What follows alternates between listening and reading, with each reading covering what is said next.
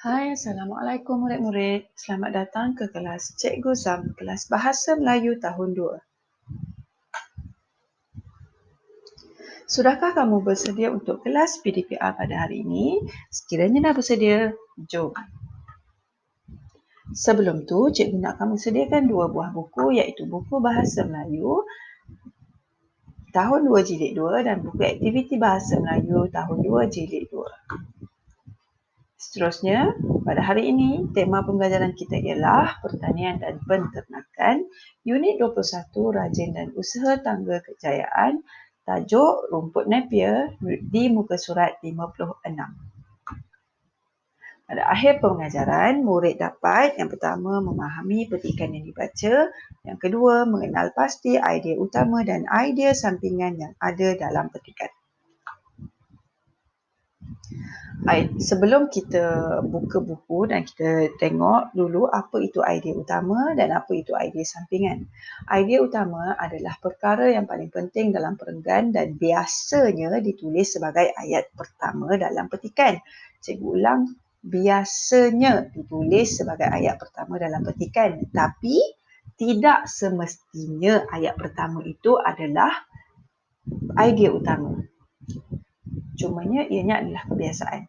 Kemudian idea sampingan merupakan perkara atau ayat yang menyokong idea utama dan mestilah ada kaitan dengan idea utama. Okey.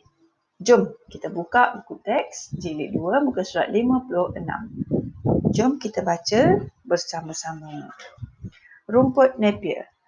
Ayah Kok Bun termenung apabila melihat tanahnya yang terbiar di hujung kampung. Beliau ingin mengusahakan tanah tersebut. Kok Bun telah memberikan idea kepada ayahnya. Idea itu amat bernas sekali. Bapa Kok Bun bersetuju. Mereka menanam rumput Napier. Rumput ini amat sesuai untuk ternakan seperti kambing, lembu dan ayam Belanda. Rumput Napier digemari ternakan kerana mengandungi air yang banyak dan teksturnya yang lembut. Rumput ini mendapat permintaan yang tinggi. Rumput Napier cepat membesar dan berprotein tinggi. Rumput ini boleh dituai selepas 30 hari ditanam.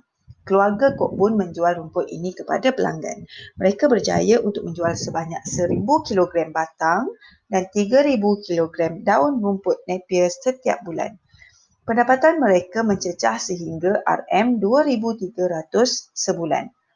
Ayah Kok Bun telah mengajak penduduk kampung lain mengusahakan tanaman rumput Napier. Mereka bekerjasama. Kini tiada lagi tanah terbiar di kampung tersebut. Jadi, idea keseluruhan bagi petikan rumput Napier ni ialah menceritakan tentang rumput Napier, dia punya ciri-ciri dan penggunaan rumput Napier. Seterusnya, kita tengok perenggan yang pertama, idea utama dan idea sampingan telah diberikan iaitu idea utama yang berwarna hijau melihat tanahnya yang terbiar di hujung kampung dan idea sampingan ialah ingin mengusahakan tanah tersebut. Kalau kamu nampak, ianya adalah saling berkaitan. Melihat tanahnya yang terbiar, lepas tu idea sampingan dia mengusahakan tanah tersebut. Sekarang kita tengok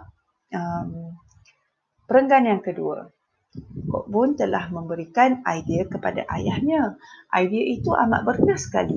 Bapa Kok Bun bersetuju. Okay, idea utama pada perenggan ini ialah memberikan idea kepada ayahnya. Manakala idea sampingan ialah idea itu amat bernas sekali dan Bapa Kok Bun bersetuju. Kedua-dua ayat ini merupakan idea sampingan. Seterusnya, di perenggan ketiga, mereka menanam rumput Napier. Rumput ini amat sesuai untuk ternakan seperti kambing, lembu dan ayam Belanda. Rumput Napier digemari ternakan kerana mengandungi air yang banyak dan teksturnya lembut. Rumput ini mendapat permintaan yang tinggi. Okay. Bagi perenggan ini, idea utama ialah menanam rumput Napier. Manakala idea sampingan sesuai untuk ternakan, digemari ternakan kerana mengandungi air yang banyak dan teksturnya yang lembut dan juga mendapat permintaan yang tinggi. Ketiga-tiga ni merupakan idea sampingan bagi idea utama tadi. Seterusnya, bagi perenggan yang keempat, rumput Napier cepat membesar dan berprotein tinggi. Rumput ini boleh dituai selepas 30 hari ditanam. Keluarga Cockburn menjual rumput ini kepada pelanggan. Mereka berjaya untuk menjual sebanyak 1,000 kilogram batang dan 3,000 kilogram daun rumput Napier setiap bulan. Pendapatan mereka mencecah sehingga RM2,300 sebulan. Idea utama ialah cepat membesar dan berprotein tinggi. Manakala idea sampingan boleh dituai selepas 30 hari. Okey, sorry cikgu tertulis 3 saja di situ. Sebenarnya ianya adalah 30 hari. Dan yang kedua, menjual rumput kepada pelanggan.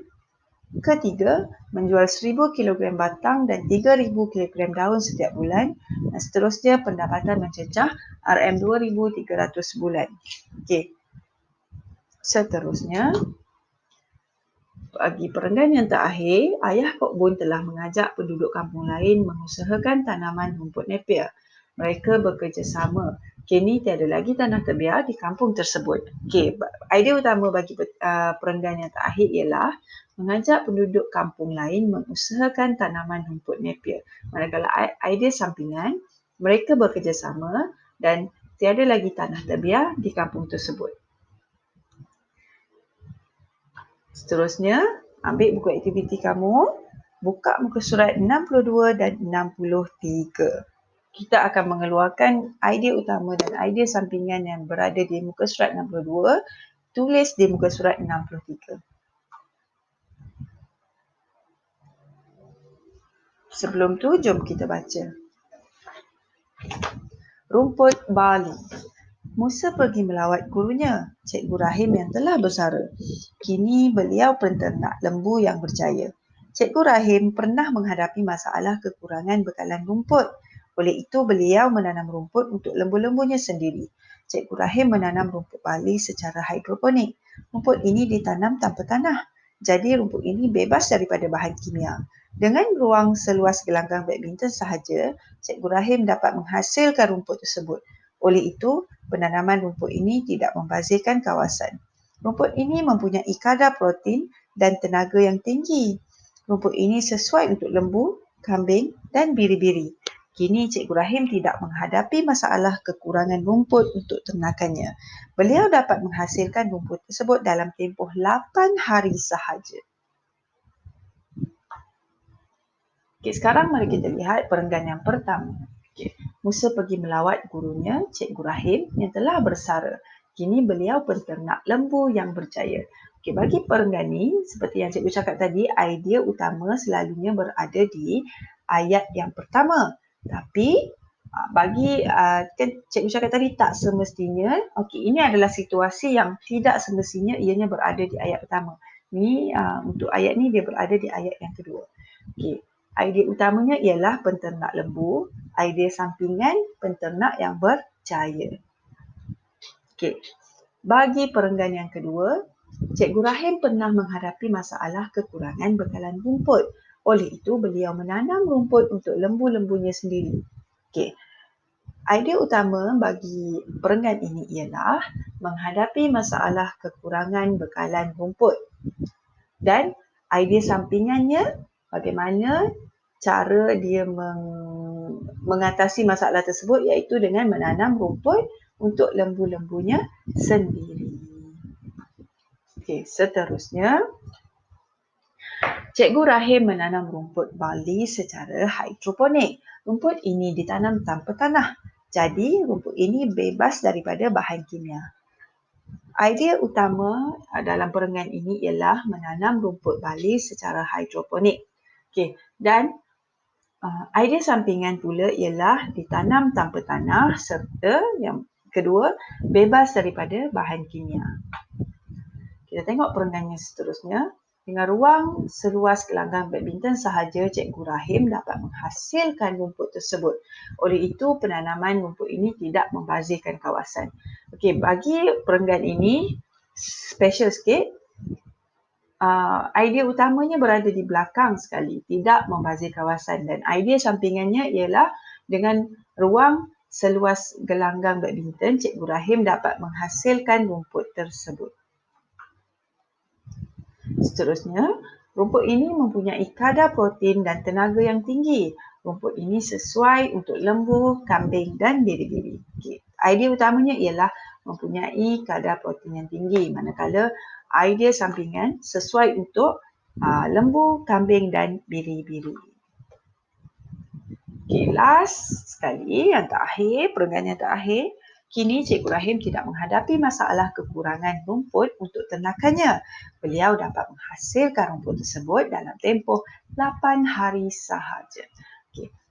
Idea utamanya ialah tidak menghadapi masalah kekurangan rumput, manakala idea sampingan dapat menghasilkan rumput tersebut dalam tempoh 8 hari sahaja. Dapatkah kamu memahami pembelajaran pada hari ini? Cikgu sangat berharap kamu dapat mempelajari sesuatu daripada pembelajaran pada hari ini. Tahniah, kamu berjaya hadir ke kelas PDK pada hari ini.